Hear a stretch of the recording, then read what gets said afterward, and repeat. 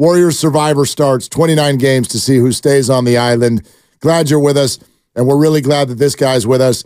Interesting, fascinating article on ESPN from Baxter Holmes. Baxter, great job. Love the article. Thank you for coming on. Thanks for having me. I appreciate it. Yeah, absolutely. So in reading through the whole thing, here's the number one question I want to ask you. Is Joe Lacob realistic? Oh, man. I think time is going to tell. I was reading a book the other day, and they made this point. It had nothing to do with sports, but the point was things that have never happened before happen all the time. And he made a point when I was talking to him about how history, yes, it can serve as a guide, but you can make your own future. Now, look, history certainly suggests that when dynasties are at the end, that it's very hard for them to remain competitive after they age out of a dominant run. We've seen it for many years in all kinds of sports, not just the NBA. I don't know necessarily what the future is going to hold for the Warriors. They do have some promising young players now. They're in a prestigious market. They have a great arena. And, their money situation, we'll know a lot more after this summer, what the cap looks like. But look, make no mistake, the odds are up against them historically, but it's, I think, a little bit too early to judge potentially whether or not they'll be able to thread the needle and at the very least remain competitive in this next chapter. And Joe Lacob told you that they will never be bottom feeders and that they will always be competitive. So how did he envision this going when he talked to you about bridging the gap with these young players who were going to take years to develop? Yeah, it was interesting because at that particular moment in time when they took them, a lot was kind of up in the air for the team itself. Some of the players had either departed, like Kevin Durant, or had suffered major injuries. Steph had fractured his hand.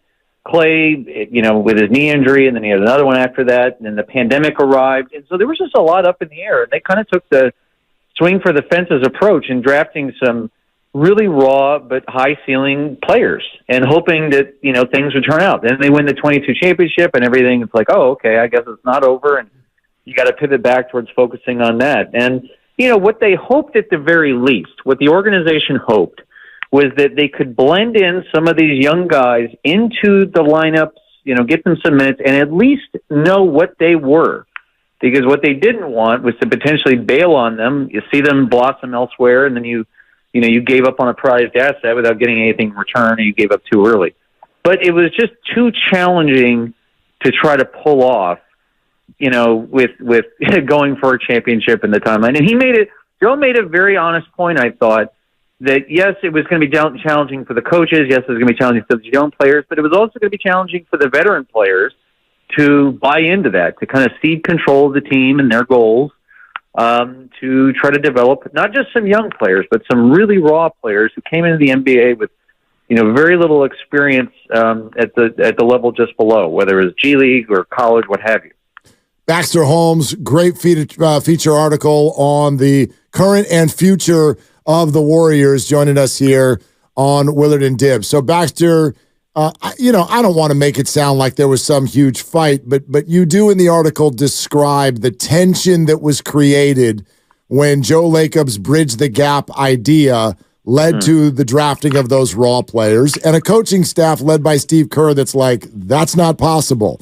How would you further describe that tension?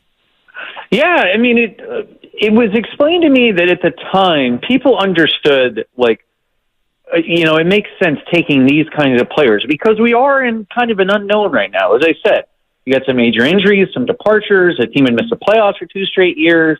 There's a pandemic going on. You don't know how some of the players who were injured, who were stars, are going to come back. There's just uncertainty everywhere. And it's well, why not? This makes sense in some ways because the future's uncertain and we're in this weird position. But again, that 22 championship kind of changed things, and that's where it became difficult, I think, for people, whether it was on the coaching staff or even some of the star players, they were like, we can't really shift out of our position. We have Steph Curry, and if you have Steph Curry and he's at the peak of his powers, and he's healthy, and some of the, Clay came back and he was great. A bunch of, the stars kind of aligned in that 22 season, and that's where there was tension. It was we cannot downshift on this. Like, we have a championship window. It is still open, and we cannot move to anything else. Like, there are teams that really do focus on developing young players, and they have no expectations, really. They're allowed to lose games. These guys can turn the ball over a ton. Like, they're just in the quote-unquote rebuilding mode. The Warriors had players like that, who would normally had played a ton of minutes, but it was just not but the Warriors were not rebuilding. And that's where the rubber meets the road, and that's where the tension one is. It was like, how can we try to make things work? And ultimately, they couldn't. Do you get the sense from Joe in talking to him that these next 29 games will determine which route he takes in terms of the immediate future and also the longer-term future of this organization? I think it's an interesting point because, they have some young players right now that are playing really well. Like guys like Pods and Kuminga, these guys are really shining, and the team has kind of found something. They've found a bit of a blend. We're seeing Clay come off the bench, and I know he was great recently when he did that. I think that these next 29 games will be a little bit of a window into the future, but there's still questions about this summer, both with Chris Paul and with Clay, and what that looks like. But yes, it is, I would say, kind of a preview, potentially. And something else that I would point out, so like with respect to Steph, oftentimes these dynasties are built around a star, and everybody kind of acknowledged to me, like, yes, this is built around Steph. But the point that Joe made to me that I thought was interesting is that the longevity of superstar players is changing. Like Tom Brady won a Super Bowl at 43. LeBron's playing great late into his career. Steph, like what we think might be the end of a player's career or like when they kind of get there, it's starting to be redefined a little bit. And it's making dynasties in some ways, or at least, long runs last longer than we might have thought possible. And the Warriors are in that right now. Baxter, when you were talking to him about everywhere they've been and where they're going, do you get a sense of why Steve Kerr is not signed beyond this year? Not really. I mean, look, he did mention to me, this wasn't in the piece, but that he expects a deal to get done very soon. I've talked to a lot of people close to the matter, and, here's what I'll say on that. Steve's been in the NBA a long time. He understands how, that the grass isn't always greener. He loves working for the Warriors, loves the partnership with Steph and whatnot. Joe made the remark to me. He said, we're entering into kind of an interesting position, potentially like, rebuilding over, at some point in time, not really sure what that looks like. And Steve has to decide how, if he wants to be part of that, and if the direction that we go, like how much that factors into his decision. But my understanding is I expect a deal to get done soon. Joe said that to me. I've heard that from other people kind of close to the matter. I'd be very, I don't, and I've also heard this, that like Steve understands that Joe is the kind of guy like, that you'll get a new deal when your current deal is done. Like that's kind of how he operates. So it's not unusual to work on an expiring deal under Joe. And I'm told that Steve's fine with that. What did you make of Joe Lacob overall in terms of, and the word we use is arrogance, and I don't want you to take it with a negative connotation. Mark and I have had a lot of conversations about arrogance not being something that bothers him or really bothers me, but did you get a sense in talking to Joe that he's self-confident, arrogant, or both? Self-confident for sure, incredibly passionate. Hell-bent is another word I would use, or another phrase that I would use. And, he acknowledged to me at one point that, like he said things in the past that had they not won could have, kind of been his undoing. Obviously the light years comment and some other stuff. But he is incredibly passionate about this team. He's been willing to spend the tax bill and everything, certainly backs up that remark. I think, at times it's his passion and his competitive fire and everything like that. It certainly comes out in everything he says. I think that he's speaking kind of from his heart in some ways. Now, I'm sure when other people listen to it, it's like there might be a little bit of like, oh, you can feel that, but maybe you shouldn't say that. You're the owner. This is your position and whatnot. But it is how he feels. He really doesn't have a filter. when it comes to this stuff. It's just going to be a matter of trying to pull it off. And the one thing that he made clear to me, I touched on this towards the end of the story, was, he doesn't ever want the Warriors to bottom out. He does not have the appetite for that, for just being at the bottom of the standings and you're aiming for top picks.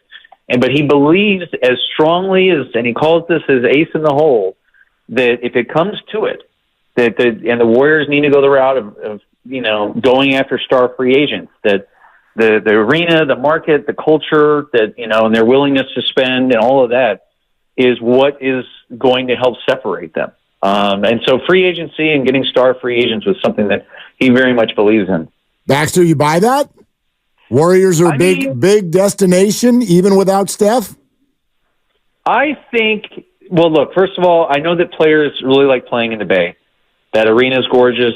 The quality of life there, the training facility, like it has all the amenities and the culture and everything that people know around the NBA and willingness to spend and whatnot. Like they have an obvious leg up on a number of other cities. Make no mistake. On that front. Yes, there are going to be questions for any player coming in, like, okay, what does the roster look like? Are we competitive? Is it me and a bunch of other young players? But some stars like that. They could also look at it as, hey, I had this whole team. Like it can be my team from the get-go. So, a lot of things, I do look back at it is like the timeline of Steph. That's what it is. And we just, he's going to be 36 next month, I believe. Like, we just don't know how long he can continue to play at the level that he's at. He's been extraordinary, for however many years now. It's really something. And that's going to be the defining factor of how long this goes and what the future looks like. Baxter Holmes, ESPN, huge Warrior feature article right now, ESPN.com. Check it out. Okay, it doesn't look to me from reading the article like you spoke directly to Steph. But Baxter, I do wonder in sort of thinking, okay, yeah, Joe Lacob's going to make a lot of decisions based on the next 29 games.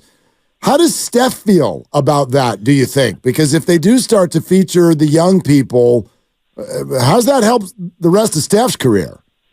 Yeah, I mean, look, Steph is a part of the calculus for every decision the Warriors are going to make. And there are certain stars who really throw their weight around with respect to what team building looks like, whether it's the coaches, whether it's other players are playing with. Steph has not ever been that guy. And the Warriors know that. They're like, he's not the guy who comes into Joe's office and demands that they have these kinds of players or not. Like, he has trusted the top of the organization, which I know has changed ever since Bob Myers left, but he's trusted the people there with respect to team building and competitiveness and whatnot. And, he obviously doesn't want them to tumble all the way back down the mountain and wants them to make, aggressive moves to be competitive. But he's also clear-eyed about, kind of where they're at right now and has seen promise with some of the young players. And look, I think, again, the next 29 games and seeing what those look like is going to be very interesting. Joe made the point to me. He said, I wouldn't want to face us in the playoffs. I know that sounds boastful, but the Warriors boast a ton of playoff experience, and I don't know that I would either if they continue to play on the way they're playing right now. I'm glad you brought up Bob Myers' name, Baxter. Did you speak to him about any of this? I can't talk about you. Look, the people that are named in the story that I talked to on the record are the ones that I spoke to. Right. On the record, and I'll leave the rest to everyone's imagination. Okay, let me ask it this way then. Do you think this dynamic that you wrote about, the Bridge the Gap that was built by Joe Lacob, do you think that has anything to do with why Bob Myers is now a coworker of yours? I certainly can't speak for Bob Myers. One thing that I would say factored into Bob's decision making, and I think he's been open about this, is feeling a bit burnout, or needing time just to kind of step away. And I've talked to people who have expressed that about his decision. I've talked to a ton of people just after a certain amount of time in the NBA that, they come to that as well. But Bob was obviously in a unique position of having to the championship expectations for, close to a decade, which is really unique. You don't have guys in that position for that long with those high of expectations. So, but yeah, I mean, look, and I also wouldn't be surprised if Bob gets back into it at some point. I'm not comparing him to Michael Jordan, but you get guys who are great at what they do, and they just want to take some time off, whether they go work at ESPN or go play baseball. Yeah, that's an interesting line. Yeah. Baxter, thank you. Thank you for the time today.